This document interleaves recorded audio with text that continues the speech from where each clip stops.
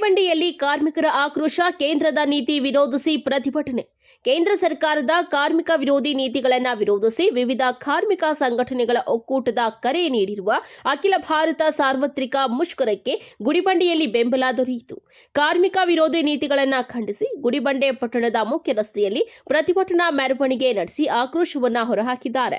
ಈ ವೇಳೆ ಸಿಐಟಿಯು ಸಂಘಟನೆಯ ತಾಲೂಕು ಕಾರ್ಯದರ್ಶಿ ಭಾಗ್ಯಮ್ಮ ಮಾತನಾಡಿ, ಬಿಸಿಯೂಟ ನೌಕರರಿಂದ ಹಿಡಿದು ವಿವಿಧ ಯೋಜನೆಗಳಲ್ಲಿ ದುಡಿಯುವ ಕಾರ್ಮಿಕರು ವರ್ಷಗಟ್ಟಲೆ ಸೇವೆ ಸಲ್ಲಿಸಿದ್ರು ಅಲ್ಪ ಗೌರವಧನಕ್ಕೆ ಸೀಮಿತವಾಗಿದ್ದಾರೆ. ಶಾಶ್ವತ ಉದ್ಯೋಗ, ನಿವೃತ್ತಿ ವೇತನ, ಸಾಮಾಜಿಕ ಭದ್ರತೆ ಇವು ಈವರೆಗೂ ಕೇವಲ ಕನಸಾಗಿಯೇ ಉಳಿದಿದೆ. ಇತ್ತೀಚಿನ ಬಜೆಟ್ನಲ್ಲೂ ಕಾರ್ಮಿಕರಿಗೆ ಅನ್ಯಾಯವೇ ಆಗಿದೆ ಎಂದು ಬೇಸರ ವ್ಯಕ್ತಪಡಿಸಿದ್ದಾರೆ. ಸಿಐಟಿಯು ತಾಲೂಕು ಅಧ್ಯಕ್ಷೆ ಮಂಜುಳಾ ಮಾತನಾಡಿ, ಸರ್ಕಾರ ಸಾರ್ವಜನಿಕ ಸಂಸ್ಥೆಗಳನ್ನು ಖಾಸಗೀಕರಣಗೊಳಿಸಿ ಬಂಡವಾಳಶಾಹಿಗಳ ಪಾಲಿಗೆ ಕೊಡುಗೆ ನೀಡುತ್ತಿದೆ. ಬಡ ಮತ್ತು ಮಧ್ಯಮ ವರ್ಗದ ಕಾರ್ಮಿಕರ ಬದುಕು ತೀವ್ರ ಸಂಕಷ್ಟಕ್ಕೆ ಸಿಲುಕಿದೆ. ಹೊಸ ಕಾರ್ಮಿಕ ಕಾಯ್ದೆಗಳು ಕಾರ್ಮಿಕರ ಹಕ್ಕುಗಳನ್ನು ಹರಾಜು ಹಾಕಿವೆ ಎಂದು ತೀವ್ರ ಆಕ್ರೋಶ ವ್ಯಕ್ತಪಡಿಸಿದ್ದಾರೆ.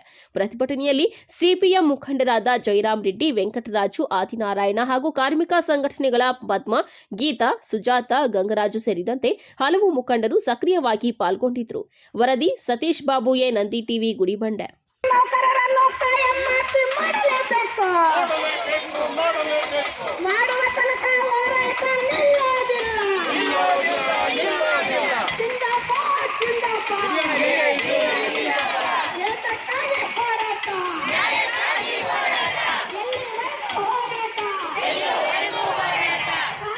ಕೇಂದ್ರ ಸರ್ಕಾರದವರು ಒಬ್ಬರು ಆಡಳಿತಾಧಿಕಾರಿಗಳನ್ನು ನೇಮಕ ಮಾಡಿ ಅದರಲ್ಲಿ ನೀವು ಕಾರ್ಮಿಕ ಮಂಡಳಿ ರಚನೆ ಮಾಡಿ ಏನು ಅದಕ್ಕಾಗಿ ನೀವು ನ್ಯಾಯ ಕೇಳಬೇಕಲ್ಲ.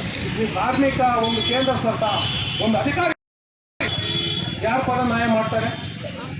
ಅವರು ಮಾಲೀಕರ ಪರವಾಗಿ ನ್ಯಾಯ ಮಾಡ್ತಾರೆ. ಆದ್ರೆ ನಾವು ಇದಕ್ಕೆ ತುತ್ತಾದರೆ ಕಾರ್ಮಿಕರು ESI ಅಂತ ಒಂದು ಇದಿದೆ ಹಾಸ್ಪಿಟಲ್, ಅದರಲ್ಲಿ ಹೋಗಿ ಆ ಯೋಜನೆಯಲ್ಲಿ ನೀವು ಚಿಕಿತ್ಸೆ ಪಡಿಬೇಕಾಗುತ್ತೆ. ಈಗೇನು ಮಾಡಿದ್ದಾರೆ, ಅದರಲ್ಲಿ ಕೊಮ್ಮೆಗಳು ರೆಮ್ಮೆಗಳೆಲ್ಲ ಕಿತ್ಬಿಟ್ಟು ಅದನ್ನ ಇಲ್ಲದೆ ಇದ್ದಂಗೆ ಮಾಡಿ ಅಂತ ಒಂದು ಜೀವ ತಂದಿದ್ದಾರೆ ಕಾನೂನಲ್ಲಿ. ಈ ರೀತಿಯಲ್ಲಿ ಕಾನೂನು ತಂದಿದ್ದಾರೆ. ಆದ್ರಿಂದ ನಾವು ಕೇಳ್ತಾ ಇರೋದೇನು, 300 ಜನ ಕಾರ್ಮಿಕರಿದ್ರೆ ಅವ್ರಿಗೆ ಯಾವುದೇ ರೀತಿಯ ಭದ್ರತೆ ಇಲ್ಲದೆ ಅವ್ರು ಯಾವಾಗಲೂ ಕೂಡ ಮುಚ್ಚಬಹುದು. ಏನು ಅದಕ್ಕೆ ಏನು ನೀತಿ ನಿಯಮ ಇಲ್ಲ, ಏನೂ ಇಲ್ಲ. ಆ ರೀತಿಯಲ್ಲಿ ಕಾನೂನು ತಂದಿದ್ದಾರೆ. ಇದನ್ನು ಒಪ್ಕೋಬೇಕಾ ನಾವು? ಈ ರೀತಿಯಲ್ಲಿ ನಾವು ಮತ್ತೆ ಅದೇ ರೀತಿಯಲ್ಲಿ ನರೇಗಾ ಸ್ಕೀಮು, ಮಹಾತ್ಮ ಗಾಂಧಿ ರಾಷ್ಟ್ರೀಯ ಉದ್ಯೋಗ ಖಾತ್ರಿ ಯೋಜನೆ ಇತ್ತು. ಅದರಲ್ಲಿ ಏನಾದರೂ ತೊಂದರೆ ಇತ್ತಾ? ಅದರಲ್ಲಿ ಏನಾದರೂ ಸಮಸ್ಯೆಗಳಿತ್ತಾ?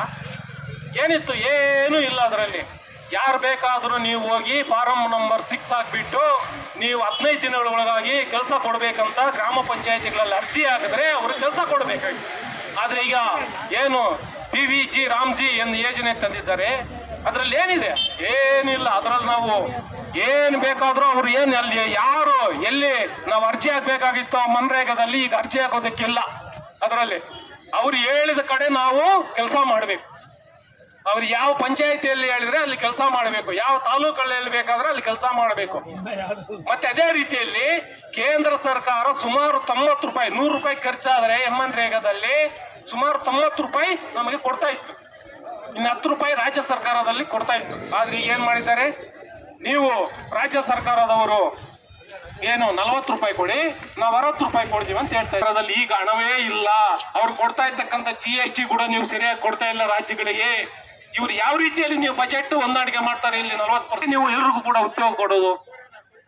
ಆದ್ರಿಂದ ನಾವು ಹೇಳ್ತಾ ಇದ್ದೀವಿ, MNರೇಗಾ ಮೊದಲು ಏನಿತ್ತು ಅದೇನು ಜಾರಿ ಮಾಡಬೇಕು.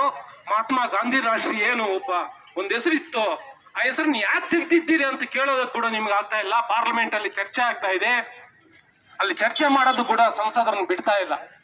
ಈ ರೀತಿಯಲ್ಲಿ ವಿರೋಧ ಪಕ್ಷದ ನಾಯಕರನ್ನು ಮಾತಾಡಕ್ಕೆ ಬಿಡ್ತಾ ಇಲ್ಲ. ಅಲ್ಲಿ ಇನ್ನು ಯಾವ ರೀತಿಯಲ್ಲಿ ಚರ್ಚೆ ಆಗುತ್ತೆ? ಅಲ್ಲಿ ಏನು MNG ಏನು ನರೇಗಾ ಇತ್ತು ಅದ್ರ ವಿರುದ್ಧ ಮಾತಾಡೋರು ಇಲ್ಲಿ ಕರ್ನಾಟಕ.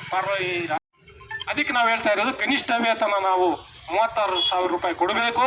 ನಮ್ಮ ಅಂಗನವಾಡಿ ಏನು ಕಾರ್ಯಕರ್ತರಿದ್ದಾರೆ, ನಮ್ಮ ಬಿಸಿಯೂಟ ಕಾರ್ಯಕರ್ತರಿದ್ದಾರೆ, ಅವರಿಗೆ ಏನು ಕಾಯಂ ಉದ್ಯೋಗ ಕೊಡಬೇಕು.